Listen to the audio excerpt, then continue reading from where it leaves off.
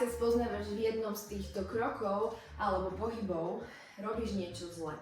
A práve ja ti dneska ukážem, ako na to, aby sme sa naučili správne robiť basic krok Salsa New York Style.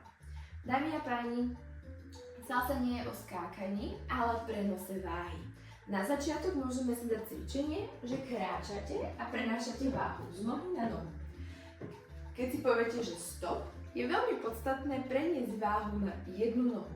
To isté sa deje aj v salse, prenášanie z nohy na nohu, našej váhy. Druhým cvičením, ktoré môžete spraviť, je na mieste. 1, 2, 3, 5, 6, 7. Keby sme to preháňali, tak ja reálne zdvíham nohy ako taký robot. A toto nás donúti k tomu, aby sme sa naučili prenášať váhu z nohy na nohu. A teda treba si uvedomiť, že čo doba v salse, to váha na jednej nohe.